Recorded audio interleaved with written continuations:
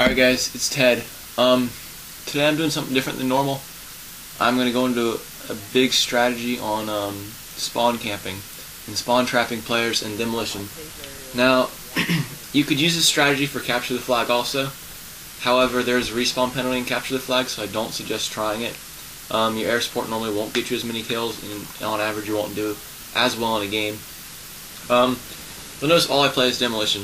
And this is a reason. There's a reason for this is because the spawns in any other game, such as team deathmatch or domination, the spawns will flip very quickly. If you push a spawn hard enough in any game mode other than demolition and capture the flag, it will flip. It will flip to the other side of the map. This does not happen, however, in demolition or capture the flag. Although I'm not going to talk about that. It only happens. The spawns will only stay in one general area of the map. This is due to because when the bombs are being either defended or offended, one team needs to be on each side of the map to either defend or offend the bombs. The spawns will change a little bit, but only in one section of the map, and there's normally about 6 spawn points in each side. However, they will never flip to the entire opposite side of the map like they do in most other game modes. This can be abused very easily, in my opinion, almost too easily. But you have to have a good team, like you have to have a 6-man team in order to do this for the most part. I've done it very seldom without a 6-man team. Whenever I start a game, what I like to do first is hold back a little bit. I like for the enemy to either plant a bomb, or if we're offending, for us to plant one bomb. That way we can get a time extension, then we can push forward into their spawn and not have to worry about who plants or defends the bomb. Right here, I hold back. That's great protection behind sandbags because you cannot shoot through them. I wanted to hold off and let them plant B right off. And I'm going to talk about mainly firing ranges for this map because I am playing it in this game. It gets so bad later on in the video that you're going to see that with the 4 or 5 spawn points that they have, we've got them all covered. And I literally was staring at them spawn for several kills throughout the game in the next round. This map, or this side, it's a little bit harder on this side, but when we offend, it's very, very easy to spawn trap them, because there's many less spawn points and they're not in the same area. In this map we had to gather map control, but we let it go for a little bit. The first round is normally just planting the bomb and getting the kill streaks set up such as blackbirds, choppers, and gunships and dogs. When we release these the second round, the enemy team is normally instantly spawn trapped, so we can gather around and build a perimeter around their spawn. It's not a good idea to get all the way inside of the spawn, because when you do that, the spawns will normally hurt you because they'll spawn right behind you. When that happens, unless you're a very good player, and I don't even think I could do it, the enemies will always get you from behind, and that's going to ruin your kill streak and not make it very easy for you. However, if you build a perimeter around the spawn, like you'll see what we're doing, just look at the green arrows on the map. Their spawn point is right back. I mean, you can see where the red dots are all at. That's where they're spawning at, and they cannot get out of it because we have a perimeter basically built up around them. So no matter what way they go, which is there's 3 main exit points, they're going to be trapped either way, and they don't have any protection when they spawn because they normally spawn out in the open. So the best thing that you can do is build up a perimeter around their spawn, release a blackbird or a little bit of air support to keep them in and get the stragglers that actually get out to get them back in their spawn also, and you can just have a town right on them. The only problem with this is the rage quitting, and this happens for me every single game.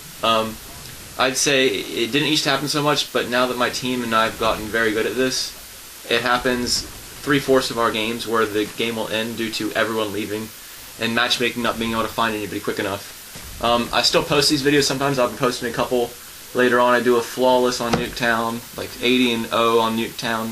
And I've got 100 and something and 2 on Nuketown also, where both games the enemy team entirely leaves the game. And I mean, if I was on another team, I think I would too, simply because the second they get inside of the game, if the matchmaking ever finds anyone else, they're instantly just chopped up by a chopper gun or annihilated by a gunship or eaten by a dog. And I don't think I'd stand that either. But you know, the matchmaking needs to be fixed in my opinion, because it seems in Modern Warfare 2 you had very little trouble with that. In Modern Warfare 2, if someone left the game, it was very rare that you would ever find the game or the enemy team not have 6 players on it. And I do pretty good as it is. If there was always 6 players on another team, I can't imagine how much better I'd do, like as far as scoring goes. Because a chopper gunner can only get so many kills against 2 people, and even if they respawn and they don't shoot it down, you can only get so many kills with it. This is the favorable side, in my opinion, to be on, because you can trap them very easily. All their spawn points are right next to each other, and they're all but 2 of them are out in the open. And the ones that are inside, there's a little shack in the back, and they can spawn in there. And you'll see some people in this game, they actually just sit back there. It's like a little bathroom stall, and they end up just sitting inside of the bathroom stalls and staying there the entire game, because they know if they go outside they're gonna die. And at least they didn't rage quit, so they have a little bit of heart. But if they did, then the game would have ended. So I guess I shouldn't complain. Right here is where their spawns are at, right behind there. And like you can see, that guy, he just spawned there, and that guy just spawned there. And whenever I turn around, they'll spawn there again normally. This only happens because my team is pushed forward, in my opinion, a little too much.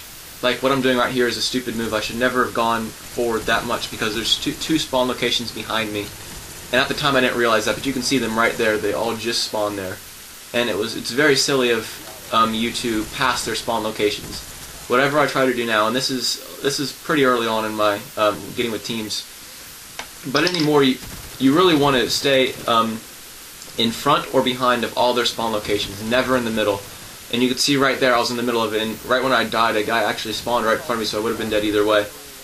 But this location I'm at right now, behind that barrel, and there's a barrel to the right, that's the best location, in my opinion, for this map on playing offense, because all their spawn points are directly in front of you.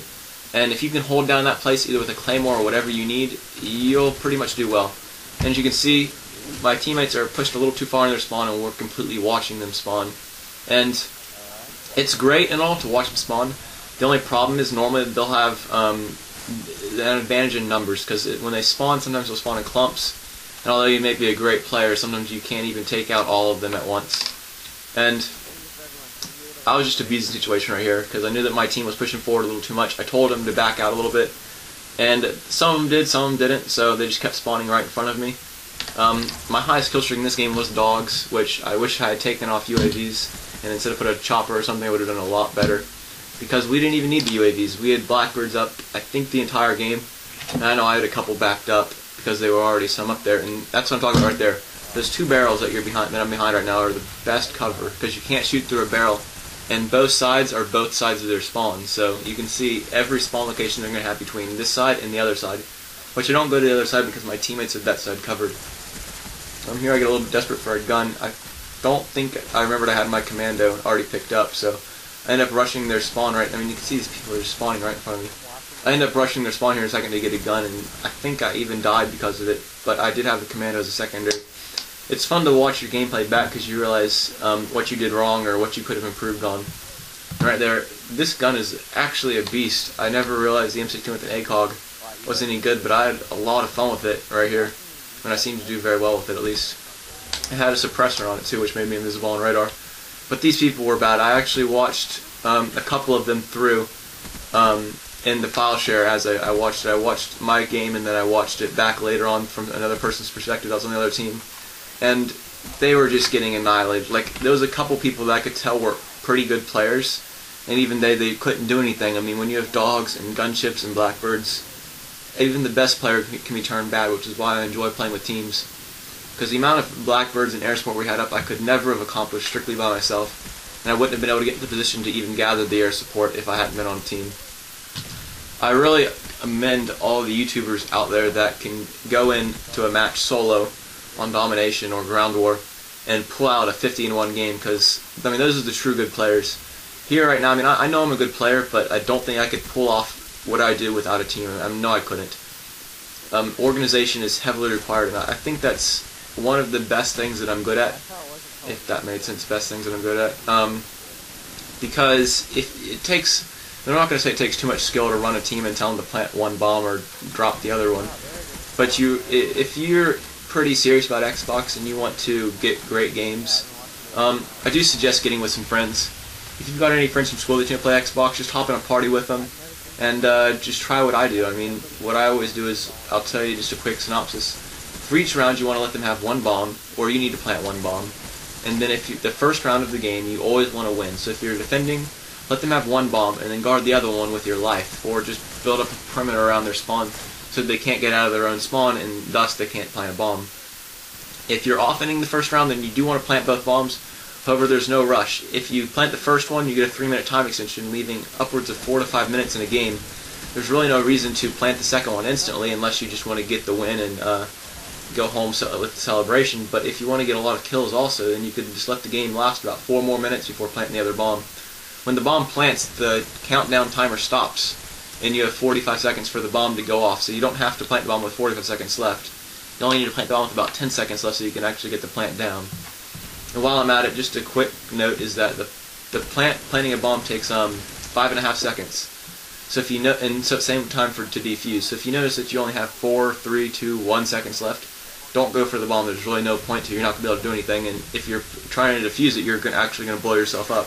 Because even with flat jacket, a bomb will still kill you. It's one of the few explosives that actually will. Another thing, guys, is if you're doing spawn trapping, I highly suggest the use of flat jacket. Because the first thing people do when they're getting spawn trapped is throw their nades or try to bring out their noob tubes and RPGs. Because that's kind of, I think it's the instinct for the lower level players is that they think that they have to use the most powerful thing that they can, and what's more powerful than a rocket launcher, you know? But in case you didn't know, a rocket launcher such as the RPG, the Law, the explosive tip crossbow, they will not kill you if you have flat jacket unless they get a headshot on you. And yes, that does happen. You can get a headshot with an RPG and the Law. It's happened to me a couple times. People have shot. I got once from window to window on Nuketown. Some guy threw an chucked an RPG at me, and it killed me with a headshot. And needless to say, I rage quitted that game because I think I was on a pretty large kill streak too. Wasn't very happy about that. But another thing also, chess guys, is Flash as Tactical Mask Pro. And I actually spent all day yesterday getting that perk. I'd never really understood what the pro perk of it was until I actually did a commentary a few days ago for all the perks in the game, and I haven't released that commentary yet, or maybe I have, can't remember. If I haven't, I'll post it up after this one, of where I went over all the perks, and I actually got on a website and looked up all the pro perks and all the perks themselves. And I read for about 20 minutes out of all the perks and all the pro perks variants and what they do and the effects of them. And if you didn't know, Tactical Mask Pro does not make you immune to flash and stun grenades, but it greatly decreases their effects. I mean, the side effects of the flash grenade and stun grenade can last sometimes almost half a second at the most. I mean, I actually tested that in the private match. I threw a flash grenade at my feet, and it really didn't do too much. I was completely flashed for about half a second, and it wore off extremely quickly. And Nova Gas is completely, doesn't do anything. It just makes you a little bit blurry when you're running through it because of the gas emissions itself. But you don't get, you don't take damage from it. You don't get your vision blurred very much at all, except for the actual. It's kind of like the acts as a smoke grenade, I guess, is the most damage it'll ever do to you. And that's basically it. We're really using Sleight of Hand as the tier 2 perk, I guess. So if you wanted to use the class that I always use and what I consider the best class, it's Flak Jacket, Sleight of Hand, and Tactical Mask Pro. If you've got headsets and you're really paranoid about not hearing your own footsteps, use Ninja. But I mean, I've got Turtles, the X41s for anyone who cares, and it really does not make that much of a difference for me. I like hearing the enemy footsteps, and them being even louder is wonderful. But when you get in a spawn trap, and if you get in a good team, you don't need to hear them because they're never going to leave their spawn anyways. You normally want to post up in a section of the map, which aka camp there, and you can rack up quite a few kills. There is, contrary to popular belief, there's always a best place in the map. Some people like to call every map balanced. Well, there's always places in the map that are the best places for every map. And in this game, it's the post to my left, right up here. My controller died there. Sorry about that. But this post right here, it's very, very thick block of wood, and it takes several bullets for them to shoot through it. If you can post it behind there, their spawn is directly in front of me, and you can just go to town on these guys. They won't be able to get out of there, even if they shoot. I think it's upwards of 15 bullets into you without Hardened Pro. Hardened would be able to shoot through that, and much less than that, probably 5 or 6. They might have a chance against you then, but other than that, I mean, it's just a great location. Put a claymore at your back though, because they do spawn into the hut to my left, or excuse me, to my right on this map. I always go back and check it though. I mean, some people in my own gameplay, they'll say that in my own teams, they'll say that I can't, but if you notice, I do run back and forth through both locations, because I'm always paranoid about them spawning behind me. I know all the spawn locations, and yes, it's nerdy, but in my opinion, it helps me play the game much better. And in my defense, I like playing the game and doing very well, so I don't know, it's just helpful for me to learn all the spawn positions. that's really about it, guys. This game is coming to a close. My final score is 129 kills and 9 deaths. I didn't have any gunships or choppers. I only used Dockies and UAVs and Blackbirds, so I consider myself a team player. And I had a lot of fun this game. My whole team came out positive. I helped them play. They helped me play. It's really a great way to have fun on Xbox. Man, I don't ever have any more fun playing any other game than I do when I'm on a game with my friends on Xbox and Black Ops, and we're just tearing up spawns. And granted, no one else has fun, but you know, they're not on a team, so they need to be able to take it. Hope you enjoyed, guys. Leave a comment if you did. Like it up, subscribe. I'll see you guys later.